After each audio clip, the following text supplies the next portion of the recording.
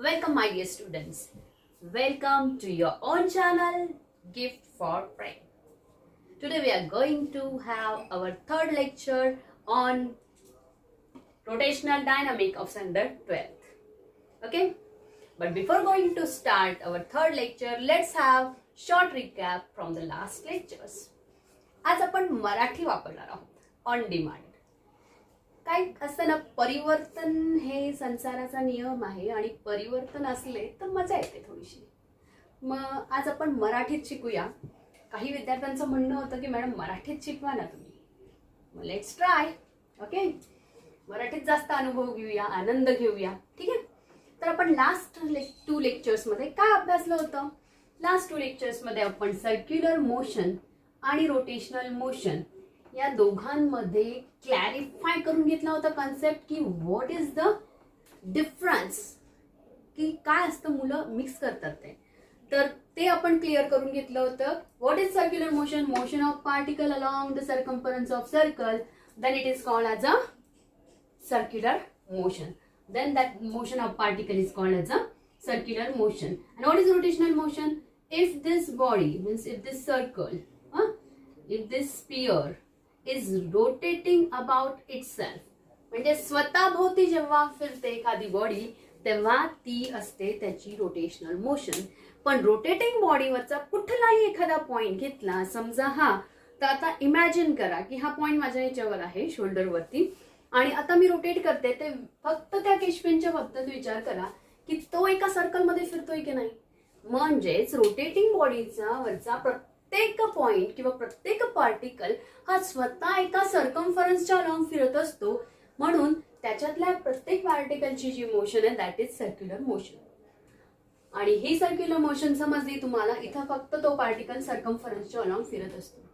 Okay, now let's come to basic terms. आपण basic terms पण मागच्या वेळेच्यात शिकून घेतल्यात. काय होतं बेसिक टर्म? बेसिक टर्म शिकत असताना आपण आधीचा नॉलेजचा वापर केला होता. आधीचा नॉलेज म्हणजे आपल्याला ट्रान्सलेशन मोशन माहिती होती. ओके, मग ट्रान्सलेशन मोशन मधल्या बेसिक टर्म आपण सर्क्युलर मोशनची अनालॉजी लावून लिहून घेतल्या होत्या. ठीक आहे. मग आता त्याच्यात काय काय बघितलं होतं आपण? डिस्प्लेसमेंट बघितली होती, बरोबर. डिस्प्लेसमेंटसाठी इथं सिम्बॉल वापरला जातो यस, आणि इथं डिस्प्लेसमेंट जी असते ती अँगलच्या फॉर्म मध्ये असते, म्हणून तिला आपण म्हणतो अँग्युलर डिस्प्लेसमेंट. काय म्हणतो? Angular displacement. ओके, आणि या दोघांमध्ये काय रिलेशन असतं ते याच्यात सांगते. S is equals to R theta. याचं प्रूफ बघणार आहोत आपण. ठीक आहे, हे कसं येतं हे पण बघणार आहोत. मॅथ्स मध्ये पण तुम्हाला पहिल्याच लेसन मध्ये आहे हे, पण तरी पण आपण प्रत्येक गोष्टीचं प्रूफ बघत बघत पुढे जाऊया. ठीक आहे, आणि ते गरजेचं आहे. ठीक आहे. त्यानंतर आपण बघूया की इथं आपण बघायचो वेलॉसिटी. आणि वेलॉसिटी म्हणजे काय असतं? Rate of change of displacement. Okay, म्हणजेच डिस्प्लेसमेंट अपॉन टाइम सद्यस्थितीत. ओके, मग इथंही काय असणार आहे? इथं सुद्धा एक वेलॉसिटी असेल, तिला आपण ओमेगाने दाखवणार आणि तिला आपण अँग्युलर वेलॉसिटी म्हणणार, कारण डिस्प्लेसमेंट जी असते ती कोणती असते? अँग्युलर डिस्प्लेसमेंट असते. म्हणून ती काय झाली मग? D S. तिथं यस होता तर इथं काय येईल मग? Theta. D theta by D T. Okay, आणि मग ह्या दोघांमध्ये काय रिलेशन असतं? तर या दोघांमधलं जे रिलेशन असतं ते असतं V is equals to R omega. Third quantity जी आपण अभ्यासली ती होती ऍस्क्लरेशन. तर इथं जे काय ऍस्क्लरेशन आहे त्याला आपण म्हणतो ए, आणि त्याला आपण म्हणतो की dv by dt, rate of change of velocity. Okay, इथं जे ऍस्क्लरेशन असतो त्याला आपण म्हणतो अल्फा. अल्फाने डिनोट करतो आणि तेही अँग्युलर ऍस्क्लरेशन असतं. मग अँग्युलर ऍस्क्लरेशन साठी काय रेशो असणार? तिथं जसं rate of change of velocity असतं तसं इथंही rate of change of velocity, पण इथली वेलॉसिटी म्हणजे कोणती? Angular velocity. तर हे झालं त्यांच्यातलं. तसं यांच्यामध्ये परत काय रिलेशन असेल? आपण प्रत्येक वेळेस लिनियर क्वांटिटीचं आपल्या सर्क्युलर मोशन मधल्या क्वांटिटीशी कसं रिलेशन आहे ते बघतोय. तर इथं काय असणार आहे? R alpha. आता हे तिघं रिलेशन जर तुम्ही व्यवस्थित बघितले तर प्रत्येक वेळेस लिनियर मोशन मध्ये जी काही क्वांटिटी आहे ती सर्क्युलर मोशन मधल्या क्वांटिटीशी आर टाइम्स आहे असं तुम्ही ऑब्झर्व करू शकता. ठीक आहे. मग या बेसिक टर्म्स तुम्हाला आता समजल्यात आणि आपण आता हे S is equals to R theta कसं येतं ते बघूया. आता S is equals to R theta हे कसं आलंय, खरं म्हणजे बेसिक प्रूफला आता आपल्याला नाहीये, पण ही रिलेशन कशी आली डोक्यात फिरत असेल तुमचं आणि मग तुम्हाला कदाचित समाधान होणार नाही, म्हणून आपण ते बघून घेऊया. तर S is equals to R theta कसं येतं. मग आपण आता सध्या मोशन बघतोय, तर एक राऊंड म्हणजे एक चक्कर फिरायला, चक्कर फिरत असताना त्याच्या दोन प्रकारचे डिस्प्लेसमेंट होतात. एक असते लिनियर आणि एक असते अँग्युलर. ओके, म्हणजेच थिटाच्या फॉर्म मध्ये. आणि ही कशी असते, ही डिस्प्लेसमेंट कशाच्या फॉर्म मध्ये असेल, यसच्या फॉर्म मध्ये असेल. ओके, आणि इथं आपण राऊंडचे नंबर बघूया. हा, इथं राऊंडची संख्या. मग आता एक राऊंड कंप्लीट केला, एक राऊंड पूर्ण सर्कल मध्ये, तर तेव्हा कितीचा अँगल होतो टोटल. एक राऊंड म्हणजे किती, 360 डिग्री. 360 डिग्री म्हणजेच रेडियन मध्ये किती म्हणतो आपण त्याला, 2π. बरोबर. मग आता यस मध्ये किती असेल, एक चक्कर, पूर्ण एक चक्कर सर्कलचा म्हणजे तो काय असतो रे, परिघ म्हणजे circumference. What is the formula of circumference, 2πr. Is it clear. मग आता काय करणार आपण, समजा अर्धा चक्कर फिरला, तर अर्धा चक्कर फिरला तर अँगलही अर्धा होणार, म्हणजे काय होणार 180 डिग्री. म्हणजेच रेडियन मध्ये जेव्हा म्हणणार तर 2π/2 म्हणजेच काय आलं, सरळ सरळ पाय. आणि इथंही मग कसं करणार, इथं सुद्धा काय होणार, फक्त अर्ध परिघ येईल. अर्ध परिघ म्हणजे सगळ्यांनी डिवाइड बाय 2, म्हणून काय होणार, सरळ सरळ πr. ओके. मग आता आपण समजा अजून विचार केला की फक्त पावच, किती, फक्त पाव चक्कर, क्वार्टर पार्ट सर्कलचा तेवढा फिरला, म्हणजेच काय परत 90 डिग्री फिरला. मान्य आहे का तुम्हाला. म्हणजे 90 डिग्री म्हणजे परत याच्यापेक्षा अर्धा, म्हणजे π/2. मग हे अर्ध झालं तर इथेही अर्ध होणार की नाही, π/2r. ओके. मग हे जर तुम्ही ऑब्झर्व केलं प्रत्येक वेळेस, तर तुम्हाला हे जे आहे यस, त्याचं याच्याशी रिलेशन लगेच लक्षात येत आहे की प्रत्येक वेळेस आर राहतो आणि हे जे काही दिसतंय 2π, π/2 हे सगळे कशाच्या मेजर्स आहेत, थिटा. Is that clear. म्हणजे यस इज इक्वल्स टू काय दिसतंय, सरळ सरळ आर थिटा. म्हणजे जेव्हा 1 रेडियन असेल, समजा 1 रेडियन असेल, तर तेव्हा किती असेल, मग 1 रेडियन जेव्हा असेल तेव्हा आपल्याला किती मिळेल, सरळ सरळ फक्त रेडियस मिळेल, कारण आपण पूर्ण 2π ने डिवाइड करणार. इथं 2π ने डिवाइड केलं ना, इथं 1 मिळवण्यासाठी काय केलं, 2π ने डिवाइड केलं तेव्हा 1 आलं. इथेही 2π ने डिवाइड केलं तेव्हा रेडियस येणार. म्हणजे आता मी तुम्हाला सांगते की 1 रेडियन अँगल म्हणजे कोणता. 1 रेडियन अँगल म्हणजे असा अँगल जेव्हा रेडियस इतकीच आर्क, म्हणजे समजा एखादा सर्कल घेतलं आपण, तर ही त्याची रेडियस आहे, समजा 2 सेंटीमीटर असेल, तर ही जी 2 सेंटीमीटर त्याची रेडियस आहे तेवढीच त्याने आर्क कव्हर केली. ती आर्क सुद्धा कितीची पाहिजे, 2 सेंटीमीटर. आणि तिथं जेव्हा तो पोहोचेल तर त्या आत्ता हा जो काही अँगल असेल त्याला आपण 1 रेडियन असं म्हणतो. काय म्हणतो, 1 रेडियन. म्हणजे आर्क इतकंच डिस्टन्स, रेडियस इतकं डिस्टन्स आर्कवर जेव्हा कव्हर होईल, 2 सेंटीमीटरची रेडियस जर आहे, तर आर्क पण 2 सेंटीमीटरची जेव्हा कव्हर करेल तेव्हा त्या दोन रेडियनमधला अँगल त्याला आपण म्हणणार 1 रेडियन. Is that clear. मग S is equals to R theta कसं आलं हे मला वाटतं आता तुम्हाला चांगलं समजलं असेल.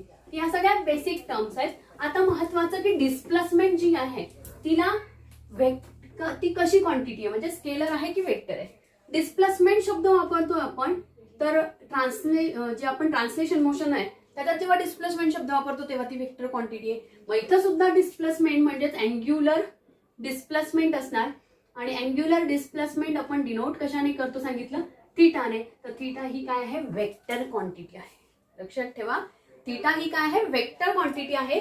पण याची जी डिस्प्लेसमेंट आहे, इकडे लक्षात द्या आता परत, ही जी डिस्प्लेसमेंट आहे आता, समजा ए पोझिशनला पार्टिकल होता, आता बी ला गेला, तेव्हा डिस्प्लेसमेंट किती झाली आहे, थिटा झाली आहे. तर तेव्हा लिनियर डिस्प्लेसमेंट किती झाली, ही आर्क एवढी. Linear displacement A to be ही झाली आहे आर्क, ही झाली लिनियर डिस्प्लेसमेंट. मग अँग्युलर डिस्प्लेसमेंट थिटा झाली.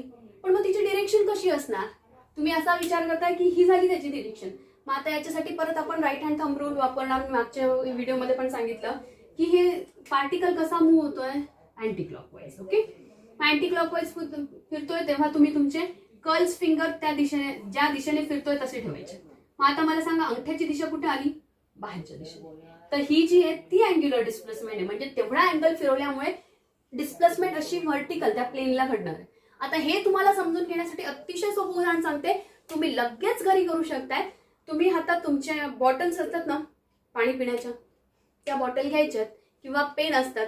ओके, तर ती एखादी पाण्याची जर बॉटल तुम्ही घेतली आणि तिला तुम्ही फोर्स लावा. आता आडवी धरली समजा मी पाण्याची बॉटल, इमॅजिन करता तुम्ही. तर ती जी बॉटल आहे तिला तुम्ही जेव्हा अँटी क्लॉकवाईज फिरवतात, आता ती अशी करून घ्या, तर तेव्हा ते झाकण ओपन होतं. ओपन होतं म्हणजेच काय की ते काय होतं, ओपन होतं म्हणजे वरच्या दिशेने सरकतं. पाहता ही डिरेक्शन. ठीक आहे. मग आता मी समजा एखादी बॉटल घेतली, फॉर एक्झाम्पल बघूया आपण. ही बॉटल घेतली मी. आता ही मी जेव्हा उघडायची तेव्हा कोणत्या दिशेने करते हे तुम्हाला हे पहा, तेव्हा ते झाकण वरती येतं.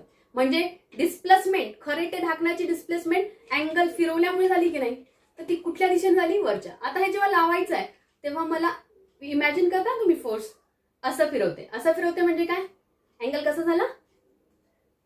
कर्ल फिंगरच्या दिशेने मोशन झाली आणि म्हणून डिस्प्लेसमेंट जी झाली, रिझल्टंट डिस्प्लेसमेंट, ती झाकणाची कुठे झाली? खालच्या दिशेने. मग आपण स्क्रू फिटिंग करतो, तुम्ही बघितलंय स्क्रू बऱ्याचदा तुम्ही वापरलेले आहे. मग तेव्हाही तेच बघा, तुम्ही त्याला विशिष्ट दिशेने फिरवलं तर ते खालच्या दिशेने आणि त्याच्या अपोजिट दिशेने फिरवलं तर वरच्या दिशेने. That is angular displacement. ती जी वर आणि खाली होत आहे ते ड्यू टू अँग्युलर डिस्प्लेसमेंट होत आहे. ती खरी त्याची दिशा आहे अँग्युलर डिस्प्लेसमेंटची. मग अँग्युलर डिस्प्लेसमेंटची दिशा कळली तुम्हाला जेव्हा तुमचे कर्ल फिंगर्स काय दाखवत आहे, तुमची अँगलची ट्रेस करायची डिरेक्शन. समजलं? अँगल ट्रेस करायची डिरेक्शन. तर ही तेव्हा कसा असेल डिस्प्लेसमेंट ऑब्जेक्टचा?